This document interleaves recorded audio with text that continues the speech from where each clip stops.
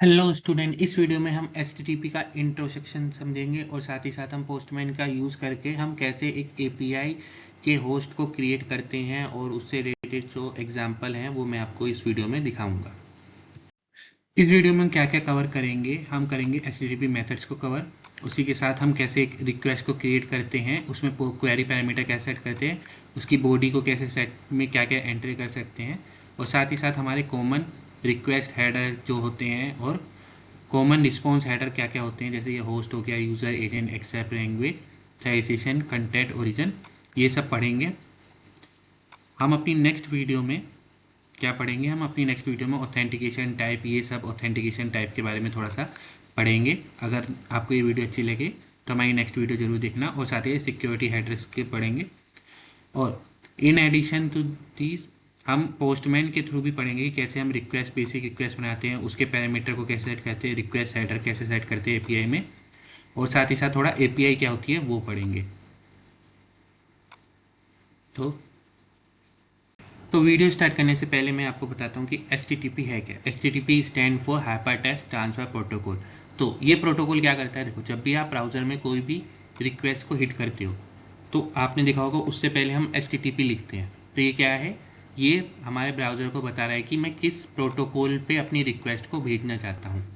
तो मेनली जो सबसे पहले वर्ल्ड वाइड यूज़ होती है वो HTTP ही होती है। और हम जब APIs पे काम करते हैं तो API में भी हम मोस्टली HTTP प्रोटोकॉल पे ही काम करते हैं, इसलिए हमें HTTP प्रोटोकॉल के बारे में जानकारी होनी चाहिए। जो ये काम करता है रिक्वेस्ट एंड रिस्पॉन्स मॉडल पे, ठीक। तो रिक्वेस्ट हो गया, रिस्पॉन्स हो गया, और ये इसका स्टेटलेस प्रोटोकॉल है, इसके बारे में हम आगे पढ़ेंगे, ठीक है। और इसमें मेथड्स होते हैं, स्टेटस कोड होता है, और सबसे बड़ी चीज़ है HTTP और HTTPS। HTTPS जो होता है सिक्योर लेयर पे काम करता है, एड लेयर होता है, एनक्रिप्शन यूजिंग TLS, ठीक। तो अब हम थोड़ा इसमें और एक्सप्लेन करते हैं। देखो, तो सबसे पहले हमारा सिंटेक्स हो गया। अब HTTP में मेथड्स क्या होते हैं, तो इसका एग्जांपल मैं दिखाता हूँ। देखो, ये हमारी रिक्वेस्ट है। अगर हम अपनी रिक्वेस्ट क्रिएट करते हैं, मान लो मुझे इसे एक तरह से एक ब्राउज़र मान लो, google.com पे मैं हिट करता हूँ, तो बाय डिफ़ॉल्ट जो हमारा ब्राउज़र होता है वो हमेशा गेट मेथड का यूज़ करता है, और फिर ये सब मेथड आते हैं, ठीक। तो हमारी रिक्वेस्ट जब क्रिएट करती हैं तो ब्राउज़र जब इसको हिट करता है तो वो एक्चुअली गेट करता है। गेट का मतलब मुझे एक रिक्वेस्ट भेजनी है, मुझे उसका डाटा भेजो। तो ये देखो, ये गेट हो गया, हमारा डाटा आ गया। तो ठीक उसी तरीके से और भी कई सारे मेथड्स होते हैं, जैसे गेट हो गया जो रिट्रीव डाटा करता है, ठीक। उसी अब पोस्ट होता है, क्रिएट रिसोर्स करता है। तो क्रिएट रिसोर्स का मतलब है कि मान लो अगर कोई यूज़र हमारी कंपनी में ऐड हुआ, ठीक है, हम उसे ऑनलाइन एंट्री करते हैं, तो हम क्या करते हैं, उसका रिसोर्स क्रिएट करते हैं। उसमें पोस्ट में क्या होता है, हम पूरा का पूरा डाटा ही, न्यू डाटा हम क्रिएट करते हैं। पुट में क्या होता है कि हम रिप्लेस रिसोर्स करते हैं, मतलब हम जो एग्जिस्टिंग डाटा है उस यूज़र का, हम उस डाटा में बहुत सारे चेंजेस करते हैं अगर, ठीक। उसके बाद है पैच। देखो, पुट और पैच में क्या फ़र्क है, हम पार्शियल अपडेट करते हैं, इसे मैं समझाता हूँ। देखो, मान लो अगर हमारा जो डाटाबेस है उसमें 4 कॉलम है, ठीक है, 4 कॉलम है, तो पुट के केस में हमें क्या है, हमें उस चारों कॉलम में वैल्यू सेट करके भेजनी होगी। अगर हम किसी भी वैल्यू को सेट नहीं करते तो ऑटोमेटिकली वो उस वैल्यू को नल कर देता है, ये एम्प्टी कर देता है हमारा, अगर हम पुट के थ्रू भेजते हैं। पैच में ऐसी प्रॉब्लम नहीं आती। अगर मान लो मुझे एक कॉलम का ही डाटा अपडेट करना है तो हम क्या करेंगे, हम पैच करेंगे। पैच से क्या है, मान लो मुझे अपने बॉडी को यस करना, नो करना है, तो बस मैं पैच लगाऊंगा, बॉडी अलाउड का कॉलम सेट करूंगा और इसको नो कर दूंगा। तो इससे क्या है कि मेरा सिर्फ वही कॉलम अपडेट होगा जिसके लिए मैंने पैच अपडेट किया। उसके बाद डिलीट, मतलब डिलीट समझ गए, डिलीट मान लो किसी भी रो को मुझे डिलीट करना हो तो मैं उसको, हेडर, हेड का मतलब है मुझे रिट्रीव हेडर्स ओनली, मीन्स मुझे कोई डाटा नहीं चाहिए, मुझे उस का हेडर चाहिए। देखो, यहाँ पे हमारा जो है, मैंने गूगल पे हिट किया, ये हो गई बॉडी उसकी, देखो ये बॉडी हो गई, ये हो गई कुकीज़ कि उसने ये कुकीज़ सेट की है हमारे लिए। अब हेडर, हेडर क्या है, ये बताता है कि जैसे 200 है, ठीक, हमारा रिस्पॉन्स स्टेटस क्या है, ये 200 हो गया। हेडर में क्या क्या वैल्यू आई, कंटेंट टाइप, मतलब हमारा जो कंटेंट है वो किस टाइप का है, टेक्स्ट, HTML और कैरेक्टर सेट। तो ये क्या कर रहा है, ये हमारे ब्राउज़र को बता रहा है कि जो मैं डाटा भेज रहा हूँ वो कैसा है। तो इस तरीके से हम सेम वे जब हम रिक्वेस्ट करते हैं तो हम हेडर को भी सेट कर देते हैं, जैसे हमें हेडर ये सब देखो, ये हमारे रिक्वेस्ट हेडर है, ये रिस्पॉन्स हेडर है, मतलब रिस्पॉन्स में हमारे को क्या आया, और ये है रिक्वेस्ट है, क्योंकि क्या है पोस्टमैन टोकन क्या हो गया, होस्ट कौन सा है, पोस्टमैन एजेंट। तो अब यूज़र एजेंट क्या है, यूज़र एजेंट का मतलब कि पोस्टमैन किस यूज़र एजेंट को यूज़ कर रहा है रिक्वेस्ट को भेजने के लिए, तो वो क्या कर रहा है, पोस्टमैन रन टाइम एजेंट का यूज़ करता है। ठीक, एक्सेप्ट का मतलब है कि कोई भी देखो, accept header is added to tell the server the Postman can understand and process all form or response content type. ठीक, तो ये मैं बताया, पोस्टमैन कह रहा है कि मैं हर तरह के डाटा को एक्सेप्ट कर लूँगा, मुझे बस डाटा भेज दो। ऑन द अदर हैंड अगर हम ये मान लो कंटेंट टाइम टेक्स्ट यहाँ पे लिखते, टेक्स्ट है HTML, तो तब क्या करता है, सर्वर हमें टेक्स्ट HTML में ही डाटा भेजता। अभी स्टार स्टार है तो सर्वर अपने हिसाब से भेज सकता है। उसके बाद है एक्सेप्ट एनकोडिंग, जिप डिफ्लेट, मतलब header is added to indicate the server that HTTP client support is defined list of the content encoding। तो ये बता रहा है कि इस तरह की एनकोडिंग को सपोर्ट करता है। Connection keep alive, postman add the connection header to indicate the server to keep the underlying network connection open once the current response is received। This allow postman to use the same connection for faster response। But इसमें क्या, क्योंकि हम keep alive रखते हैं तो ये होता है जब हम कंटिन्यूस वर्क करते हैं।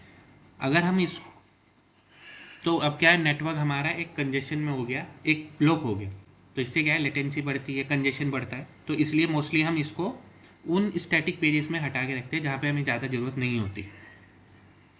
अब ठीक उसी जगह से अब देखो, यहाँ पे हमारा जो रिस्पॉन्स आया था, अब रिस्पॉन्स के हेडर के अंदर क्या है, ये है, तो हेडर क्या है, हेडर जो हिडन डाटा है हमारे रिक्वेस्ट और रिस्पॉन्स का, वो डाटा को वो रिक्वेस्ट सर्वर्स पे भेजता है या हमारे पास भिजवाता है। ठीक, तो रिट्रीव ओनली डाटा, अगर मुझे सिर्फ वो हेडर की वैल्यू चाहिए तो मैं इसको हेड का यूज़ करता हूँ।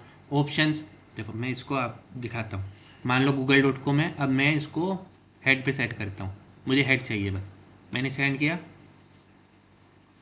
तो इसने सिर्फ हेड का कंटेंट दे दिया, बॉडी कुछ नहीं है।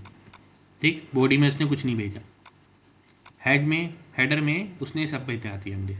तो इस तरीके से हम हेडर का यूज़ करते हैं। ठीक है, option discover server capabilities use for CORS preflight. CORS क्या है, एक तरह का हमारा ऑथेंटिकेशन तरह से मेथड यूज़ करते हैं हम। तो अब ऑप्शंस में अगर मैं जाके इसको कोर्स में ऑप्शंस को हिट करता हूँ, देखो सेंड, तो ये क्या कर रहा है, सर्वर के 40 मेथड नोट, मतलब use of the request method is not allow on the resource, मतलब हमारे google.com के सर्वर ने इस तरह के रिक्वेस्ट को ब्लॉक कर रखा है। ठीक है, तो इसलिए उसने रिस्पॉन्स दे दिया, अगर सक्सेसफुल रिस्पॉन्स होता 200 आता, 405 है मतलब हमारा मेथड अलाउड नहीं करता। ठीक, तो उसने ब्लॉक कर, मतलब वो नहीं चाहता कि उसके सर्वर की कैपेबिलिटीज लोगों को पता चले। ये हम टेस्टिंग के लिए यूज़ करते हैं। उसके बाद ट्रेस, जो डिबग के लिए request path, debug request path. ठीक, ट्रेस तो डिबग रिक्वेस्ट पाथ, मतलब हम किस पाथ को, ये रेल यूज़ होता है सिक्योरिटी के लिए। तो पहली चीज़ HTTP मेथड समझ में आ गई, पहला जो स्टेप है वो ख़त्म हो गया हमारा। उसके बाद आते हैं क्वेरी वर्सेस बॉडी। अब ये समझो क्या होता है, देखो ठीक, अभी हमारा जो google.com है ये है, ये एक API है। अब समझो API क्या होती है, व्हाट इज API। तो API जो है हमारी, तो in order to fill instead the role the API play in our role, it is important understand how they even evolve. तो 2000s में आई थी ये API, और इसकी वजह से हम बहुत चीज़ें कर सकते हैं। तो how the API work by sharing data between application system and device, this happen through a request and response cycle. तो हम रिक्वेस्ट भेजते हैं, रिस्पॉन्स पे वो हमें मिलता है। तो जैसे अभी मैंने बताया, हमने गूगल पे हिट किया तो क्या है, रिक्वेस्ट क्रिएट की और उसने हमें रिस्पॉन्स दे दिया।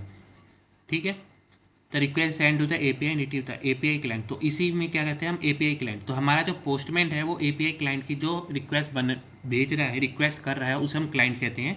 जो रिस्पॉन्स देता है हमें उसको सर्वर कह देते हैं। तो API client responsible starting the conversation by sending the request to API server, can trigger in many ways stands. ठीक, अब देखो API रिक्वेस्ट के लिए क्या होता है, एक होस्ट होता है, google.com मान लो होस्ट है। अब उस होस्ट में हमें कहाँ जाना है, तो वो डिफाइन करता है उसका एंड पॉइंट, कि उस एंड पॉइंट पे हमें क्या करना है। तो API एंड पॉइंट से dedicated URL that provide access to specific resource, तो स्पेसिफिक रिसोर्स को डिफाइन करता है वो, कि इमेज हो गया, मैप हो गया, इस तरह से। उसके बाद मेथड जो मैंने अभी बताया था, method indicate the type of operation the client would like to perform on the given resource. उसके बाद आता है थर्ड इज पैरामीटर। पैरामीटर आता है variable that are pass to an API end point to provide specific instruction for the API to process. ठीक, और ये कुछ भी हो सकता है। तो पैरामीटर्स आए, उसके बाद रिक्वेस्ट लेटर जो हमने बताया, उसके बाद रिक्वेस्ट बॉडी जो हम अभी दिखाएंगे। ठीक है, देखो मैं दिखाता हूँ। तो देखो ये पैरामीटर आ गया। पैरामीटर क्या है, की वैल्यू पेयर्स में होते हैं। हम यहाँ पे लिख सकते हैं उसका डिस्क्रिप्शन क्या है। फॉर एग्जांपल देखो, मान लो अभी google.com है। अब मैं चाहता हूँ कि जो उसकी आईडी मुझे चाहिए, आईडी। अब देखो जो पैरामीटर है वो हमेशा इस क्वेश्चन मार्क से शुरू होते हैं। ठीक है, अब मैं चाहता हूँ कोई वैल्यू है मेरे पास जिसकी आईडी 1 हो। तो अब देखो, ठीक, अब एक से ज़्यादा अगर मैं चाहूँ कि नेम एग्जामिनर हो, ठीक है, तो हम एक्चुअल google.com हम यहाँ से हटा देते हैं। हम यूआरएल लिखते हैं कि कोई भी होस्ट हो गया। देखो कोई भी होस्ट होता है, तो अगर मुझे उस होस्ट के ऊपर कोई क्वेरी रन करनी है तो हम पैरामीटर में सेट करते हैं कि आईडी उसकी 1 हो, नेम उसका एग्जामिनर, इस तरह से हम सेट करते हैं। तो ये सब हो गया उसका क्वेरी पैरामीटर। सेम चीज़ हम बॉडी में भी भेज सकते हैं। अभी नन है तो हम फॉर्म टाइप क्या है, देखो यहाँ पे हम कैसे कर सकते हैं, और फाइल के फॉर्म में या टेक्स्ट की फॉर्म में भेज सकते हैं। ठीक, एनकोडेड रो बाइनरी GraphQL, ये सब अभी मैं दिखाता हूँ कैसे काम करते हैं। तो पैरामीटर आपको समझ में आ गया। हम यहाँ से भी भेज सकते हैं, हम चाहे तो बॉडी में भी भेज सकते हैं। मोस्टली हम यहाँ से भेजते हैं। ठीक, ये दो चीज़ें समझ में आएगी, बॉडी और पैरामीटर। एपीआई सर्वर हो गया, रिस्पॉन्स आता है हमारे पास, अभी हमने रिस्पॉन्स दिखा दिया। ठीक है, पब्लिक प्राइवेट एपीआई, तो पब्लिक प्राइवेट एपीआई। अब देखो सबसे बड़ी चीज़ कि हम एपीआई आर्किटेक्चर क्या होता है। ठीक है, देखो इसमें क्या है कि एपीआई हम किस प्रोटोकॉल के हिसाब से बनाते हैं। तो सबसे जो ज़्यादा यूज़ होती है वो रेस्ट होती है। मतलब rest is the most popular API idea for transferring data over the internet. It is a restful context resource available. जो तो हम एचटीटीपी प्रोटोकॉल अभी पढ़ रहे हैं वो इसी के लिए पढ़ रहे हैं, क्योंकि हमें रेस्ट एपीआई पे काम करना है। क्योंकि मोस्टली हम रेस्ट एपीआई पे काम करते हैं, इसलिए हम एचटीटीपी प्रोटोकॉल्स को पढ़ रहे हैं। तो सच एज गेट पोस्ट। ठीक है, उसके बाद और भी कई तरह के एपीआई प्रोटोकॉल्स होते हैं, आर्किटेक्चर होता है कि एपीआई हमने किस तरह से डिज़ाइन की है। ठीक, तो सोप होता है जो हम XML को ट्रांसफ़र करने के लिए, और सिक्योरिटी के हिसाब से सिंपल ऑब्जेक्ट एक्सेस प्रोटोकॉल, इसको पढ़ लेना। GraphQL जैसे हमें डाटाबेस में क्वेरीज भेजनी होती है, तो इंस्टेंट कि हम रेस्ट से भेज सकते हैं, simple single API end point को रिट्रीव कर सकते हैं। पर वो क्या करता है, हमारा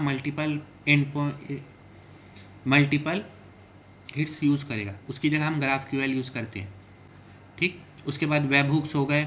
वेब हुक क्या होता है, इवेंट ड्राइवन आर्किटेक्चर पे काम करता है। देखो यहाँ इवेंट है, तो मान लो एक हमने रिक्वेस्ट करी एक प्रोटोकॉल पे पेमेंट के लिए। अब वो क्या करेगा, वो बैक हैंड पे कोई और सी रिक्वेस्ट को हिट कर देगा। तो ये क्या हो गया, वेब हुक। और GRCP तो गूगल ने बनाई है रिमोट प्रोसीजर कॉल्स के लिए।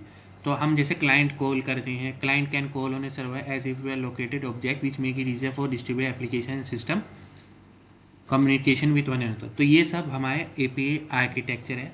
तो अब तक आपको एपीआई की थोड़ा बहुत नॉलेज हो गई होगी और इसके आर्किटेक्चर की। और जो एचटीटीपी प्रोटोकॉल हम पढ़ रहे हैं वो हम रेस्ट एपीआई के लिए पढ़ रहे हैं। ठीक, तो अब हम अपने पोस्टमैन के ऑफिशियल डॉक्यूमेंट पे आते हैं। ठीक है, तो ये देखो, postman support sending request across several protocol. HTTP हो गया, graph, jeep, web socket, MQ। Postman also support AI driven development with ये। ठीक है, तो यहाँ से हम शुरू करते हैं अपना कि हम एक रिक्वेस्ट को कैसे क्रिएट करते हैं। देखो ये हमारा एपीआई है। अभी जैसे मैंने बताया कि ये क्वेरी पैरामीटर को हम इस तरह से सेट करते हैं, और क्वेश्चन मार्क के बाद हमारा क्वेरी पैरामीटर होता है। तो ये हमारा देखो postman-echo.com गेट हो गया, ये हमारा एंड पॉइंट हो गया कि इस होस्ट पे इस वाले एंड पॉइंट को हिट करना है गेट का मेथड यूज़ करके। और क्या क्वेरी चलानी है, यूज़र ये है, उसकी आईडी ये है, मुझे ये सर्च करना है, तो ये सर्च करेगा। ठीक है, अब मेथड मैंने समझा दिया। अब आते हैं पैरामीटर्स एंड बॉडी पे। तो अब पैरामीटर समझो। जैसे अभी हमने सिखाया कि पैरामीटर हम क्वेश्चन मार्क से स्टार्ट करते हैं, तो जैसे ही हमारा क्वेश्चन मार्क होगा वो पैरामीटर सेट कर देगा। तो पैरामीटर क्या होता है, हम कई तरह से सेट। दूसरा होता है पाथ पैरामीटर। ये हो गया, देखो एक है क्वेरी पैरामीटर, एक है पाथ पैरामीटर।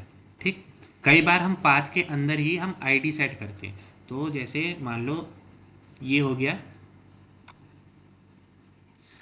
मुझे आईडी यहाँ सेट नहीं करनी। ठीक, मैं चाहता हूँ मेरी आईडी, तो हम क्या करते हैं, आईडी यहाँ पे सेट कर देते हैं, कोलन लगा, तो कोलन आईडी। तो ये क्या हो गया, एट द रन टाइम ये उस आईडी को फैच करेगा। तो हम इसमें डायनेमिक तरीके से इसमें आईडी डालेंगे। देखो पाथ वेरिएबल इसने सेट किया, ये क्या है, path variable, variable in request.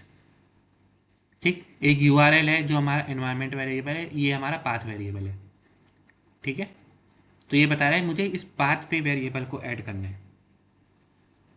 सो समझिए, पाथ वेरिएबल यहाँ पे आ गया। तो अब देखो ये क्या है, ऑटोमेटिकली जो पोस्टमैन है वो उस पाथ वेरिएबल को उसमें ऐड कर देगा। ठीक, ये बात आ गई समझ में, क्वेरी वेरिएबल पाथ वेरिएबल। अब देखो यहाँ पे पाथ वेरिएबल आ गया। तो हम इस तरीके से अपने वेरिएबल्स को मॉडिफाई कर सकते हैं, ऐड कर सकते हैं और रिक्वेस्ट में सेंड कर सकते हैं। ठीक, अब आते हैं हम बॉडी डाटा विद रिक्वेस्ट। अब कई बार क्या होता है, हमें बॉडी के साथ डाटा भेजना होता है, और जैसे कि हमने अभी पढ़ा, अब देखो यहाँ पे हम देखते हैं बॉडी अलाउ। गेट के टाइम में हम बॉडी में कोई डाटा नहीं रखते। पुश, पोस्ट, पुट और पैथ, इन तीनों के केस में हमें जो डाटा होता है वो बॉडी में सेंड करते हैं। ठीक है, अब ठीक, तो अब हम बॉडी में डाटा सेंड करते हैं, तो उसके लिए हमें क्या करना होता है, हमें बहुत सारी चीज़ें करनी होती है। तो अब देखो जैसे मैं बॉडी पे गया, यहाँ बॉडी पे देखो, बॉडी में अब वो पूछ रहा है कि क्या भेजना है। अभी देखो नॉर्मल तौर पे हम नन रखते हैं। अब अगर मुझे डाटा भेजना है तो फॉर्म डाटा, फॉर्म में क्या है कि मैं चाहे तो नेम इसमें यहाँ से भेज सकता हूँ। उसके बाद यूआरएल एनकोडेड, एनकोडिंग मतलब जब मेरा डाटा जाएगा तो उससे पहले वो एनकोड होगा। जो भी डाटा मेरे को भेजना है वो एनकोडेड कर दे, यूआरएल को एनकोड कर दे पूरा। रो डाटा कि जैसे मैंने अभी बनाया वैसे ही मेरा चला जाए, कि जेसन की फॉर्म में जावा स्क्रिप्ट टेक्स्ट, इस तरह से रो डाटा मेरा जाएगा। बाइनरी कि मुझे कोई फाइल भेजनी है, वो ग्राफ क्यूएल माई सिक्वल की कमांड हम रन करते हैं, तो वैसे ही यहाँ पे भी क्वेरी रन करते हैं, तो फैच। ठीक, तो हम अभी रो पे जाते हैं, तो सिंपल हम इस फॉर्म डाटा को अब पढ़ते हैं कि ये क्या क्या होता है। देखो, if you are sending body data make sure you have the correct header. हमें हेडर सेट करना पड़ता है। Select to indicate the content type your API में need to process the receive for form data. देखो अगर हम form data and URL encoded body type set करते हैं पोस्टमैन में, attach the correct content type header. तो वो content जो हेडर है, देखो मान लो ये मेरा हेडर है, ठीक है, तो हमें ये कंटेंट टाइप सेट करना होगा। देखो कंटेंट टाइप यहाँ पे देखो HTML है। अब जैसे मैंने बॉडी में सेलेक्ट किया फॉर्म टाइप या एक्सकोडेड, तो हमें हेडर में भी ये सिलेक्ट करना पड़ेगा कि हमें क्या करना है, और वरना पोस्टमैन अपने आप ही सिलेक्ट कर देता है ऑटोमेटिकली करेक्ट था कंटेंट है header. If you use raw mode for the body type Postman will set a header based on the type you select such as text or JSON. जैसे अभी हमने अभी दिखाया कि जैसे ही हम बॉडी में आप रो टाइप करते हैं तो यहाँ पे देखो ये जेसन, तो हम कौन से फॉर्मेट में अपना डाटा भेजना चाहते हैं वो आगे यहाँ पे। ठीक, फॉर्म डाटा, अब देखो form data website form open send data to API multi part form data. तो इस तरीके से हमारा हेडर सेलेक्ट होता है। तो देखो यहाँ पे हो गया फाइल, अगर हम टेक्स्ट की फॉर्म में भेजना चाहे टेक्स्ट, वरना हम फाइल भी भेज सकते हैं कि file in drop down list next to the key name and then select the file you want to send. You can select a file from the your local system and Postman save the. दूसरी जो इसकी खासियत है वो ये है कि मान लो हम टीम में काम कर रहे हैं और मेरे पास एक फ़ाइल है, ठीक है, तो मैंने बॉडी में उसको सेट कर दिया। अब जो मेरी टीम में अदर पर्सन है जिनके पास ये फाइल नहीं है, वो भी अब सेंड रिक्वेस्ट पे जब भी सेंड पे करेंगे तो ऑटोमेटिकली वो फाइल उनके पास रिक्वेस्ट में अटैच हो जाएगी और चली जाएगी। अब आते हैं यूआरएल एनकोडेड पे। URL encoding data use the same encoding as URL parameters. If your API require URI encoded data, select X in the body tab of API, enter your key value pair to send with the request, and Postman will encode them before sending. This is the sometime confusion between form data and URI encoded API use. ठीक, ये रो provider हो गया, तो हम इसमें भेजते हैं। तो जैसे हमने बता दिया, बाइनरी डाटा की फाइल ऐसे जाती है GraphQL। तो ये हो गया हमारा सब कुछ। अब आते हैं नेक्स्ट हेडर, जो हमने अभी बताया था, लेकिन एक बार हम चेक कर लेते हैं हेडर। तो देखो हेडर में हम कंटेंट टाइप जेसन हो गया, इस तरह से हम सेट करते हैं। उसके बाद है preset header, auto generate header. तो हमारा जो पोस्टमैन है वो अपने यहाँ पे कई बार ऑटो जनरेट कर देता है हेडर्स के लिए, हमें उसमें कुछ चाहिए थी, कंटेंट लेंथ हो गई, कंटेंट टाइप हो गया, इस तरह से हम सेट करके भेजते हैं। तो आई होप आपको बेसिक HTTP प्रोटोकॉल के बारे में समझ आ गया होगा, और हम पोस्टमैन में कैसे उसको यूज़ करते हैं उससे रिलेटेड समझ में आ गई। तो नेक्स्ट वीडियो में हम डिस्क्लेमर, ये वीडियो सिर्फ एजुकेशन एंड इंफॉर्मेशन पर्पज़ के लिए बनाई जा रही है। इसमें यूज़ का सॉफ्टवेयर एप्लीकेशन और ट्रेडमार्क उसकी रिस्पेक्टिव कंपनी के हैं, हम किसी भी तरीके का ओनरशिप क्लेम नहीं करते। अगर आप हमारी वीडियो देख के कोई भी एक्शन ले रहे हो तो मेक श्योर कि आप उसका फुल बैकअप ले लो। अगर कोई भी लॉस होता है तो उसमें चैनल या क्रिएटर की कोई रिस्पॉन्सिबिलिटी नहीं है। इसमें यूज़ कई सम इमेज, सम वीडियोस और कंटेंट AI जनरेटेड है, तो इसे अपनी तरफ से भी एक बार वेरीफाई कर लें। अगर आपको ये वीडियो अच्छी लगे तो मेरे चैनल को लर्न विद एग्जामिनर को लाइक करें, शेयर करें, सब्सक्राइब करें। Thank you.